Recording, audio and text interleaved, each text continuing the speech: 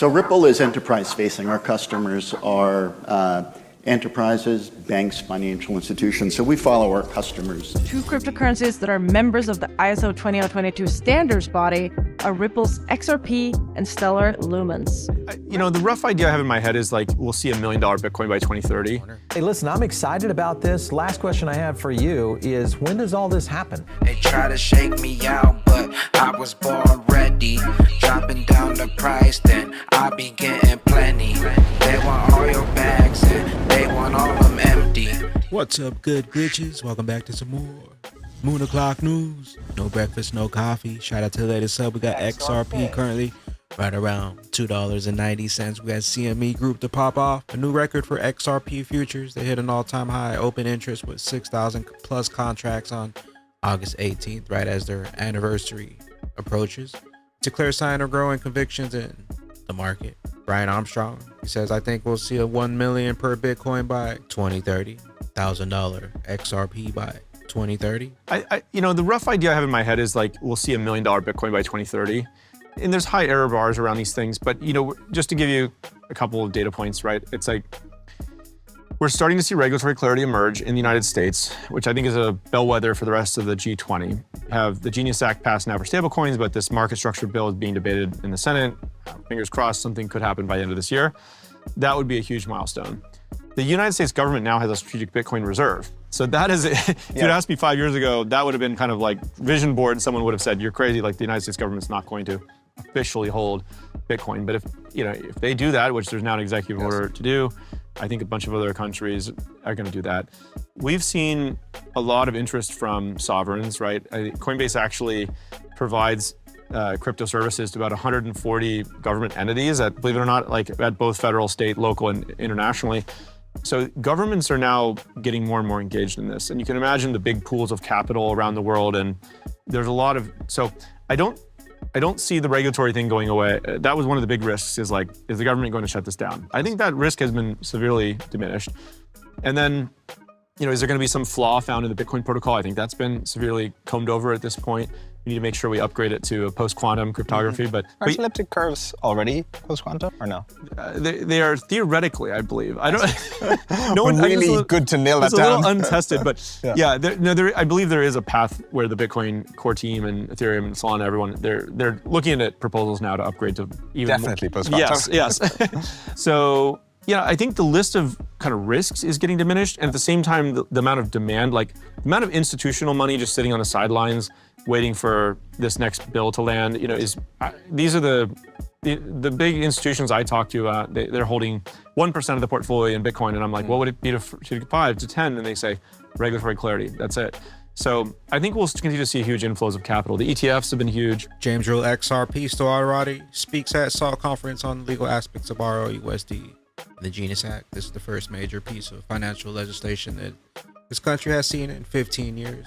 Did the Genius Act have any role in your decision to create a stablecoin? Obviously, you knew that it was on the horizon, it was on the legislative agenda. Were you optimistic we'll see stablecoin legislation here in the US? So Ripple is enterprise facing. Our customers are enterprises, banks, financial institutions. So we follow our customers' needs and what they want. And what we're hearing from customers is they wanted the alternative of stablecoins in terms of payments, even before the legislation took form.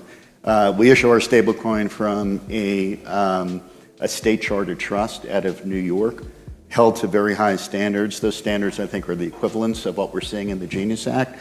So I think with or without the Genius Act, we would have leaned into stablecoins. But I think what we've talked about, this administration promised to make the U.S. the crypto capital of the world, and the Genius Act is the first major step to make that happen.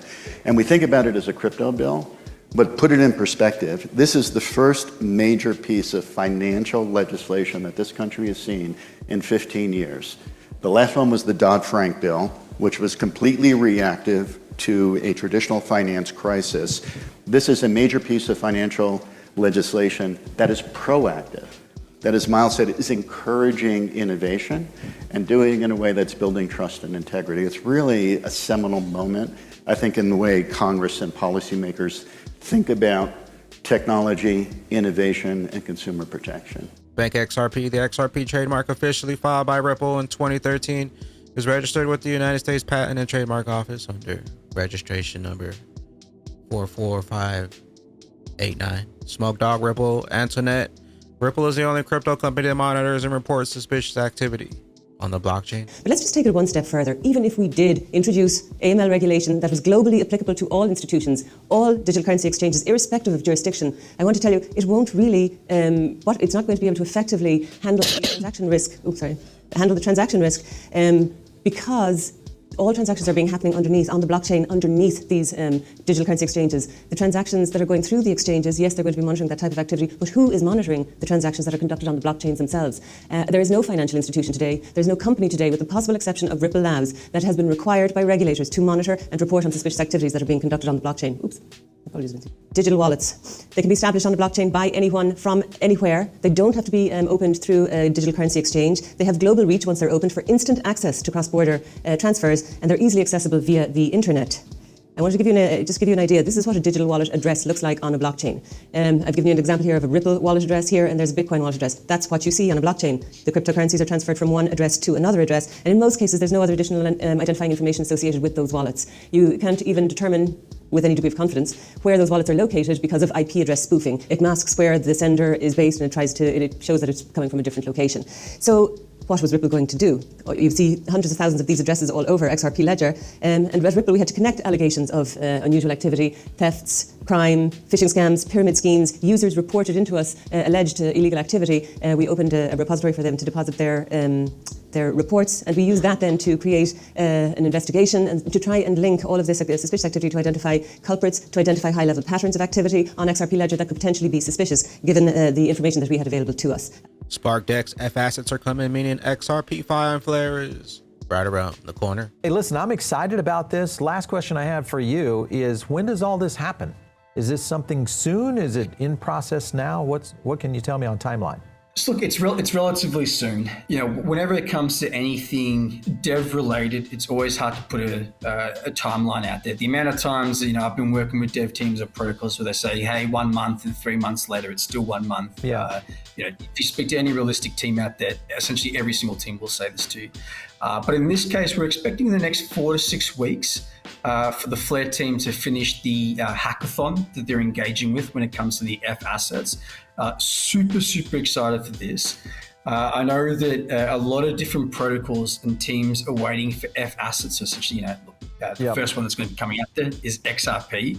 So it's hopefully within the next 4 to 6 weeks, that's it. I like it. It should be live on chain. And then we've got a lot of different protocols that will actually be launching different stuff all based around this. So I'm going to say roughly 4 to 6 weeks, but look, don't be surprised if there's a couple of weeks of delays there as well. All right. Digital asset investor, just when you think they've tried everything possible to flood XRP, why not a new op? Create the narrative that the XRP army is leaving XRP for Chainlink. At this point, it's so easy to spot. They need to just join the circus where they belong. What about things like Chainlink? It's also got a big bid all of a sudden. It's become also like a darling of Wall Street.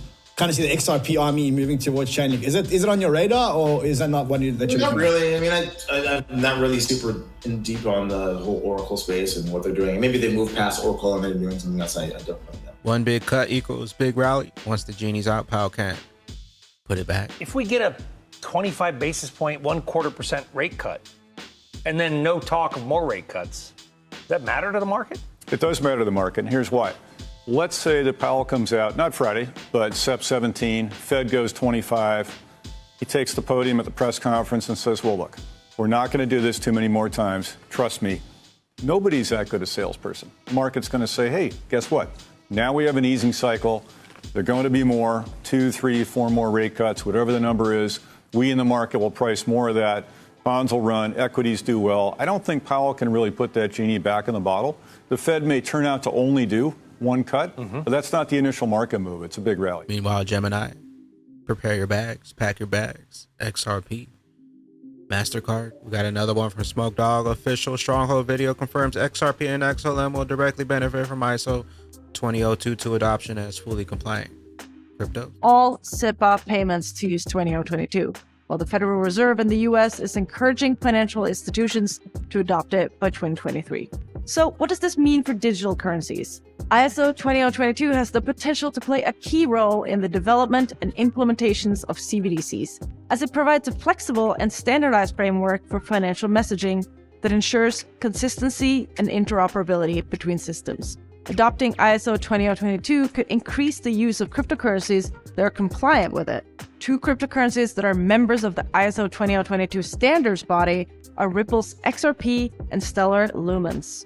Recognizing the value of ISO 20022 messaging and its potential to transform the financial industry, Stronghold has utilized this technology in conjunction with blockchain ledger payments in select projects. Messaging standards are crucial for enabling the efficient and secure exchange of financial information between different systems and technologies. They play a critical role in improving the overall performance and reliability of the financial services industry. DCENT wallets just isn't an app on your phone or a wallet that shows up in real life too.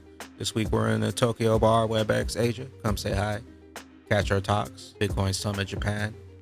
DCENT wallets. Link in the description for your official exclusive Bagman discount on the single pack, $30 off.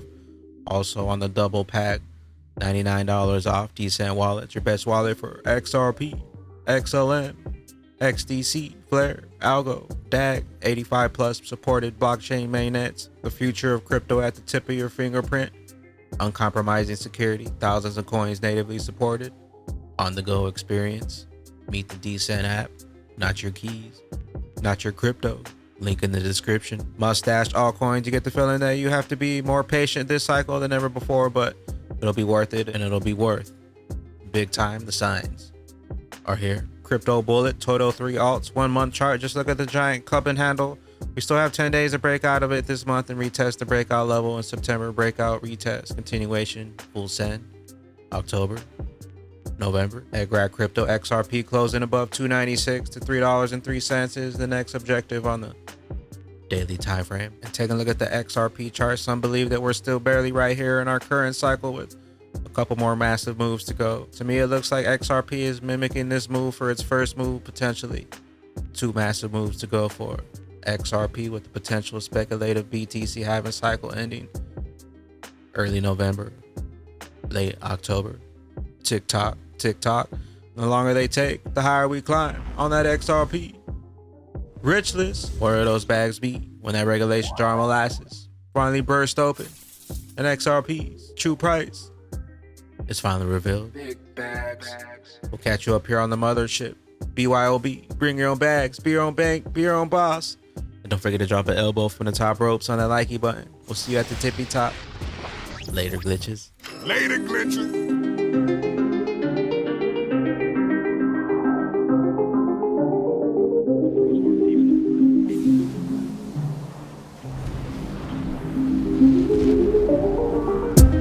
Welcome to the party.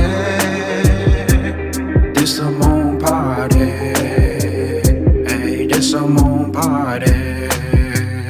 Hey, welcome to the party. Welcome to the party. This a moon party. This a moon party. Welcome to the party, we don't play round here. Moon suit on or you get sprayed round.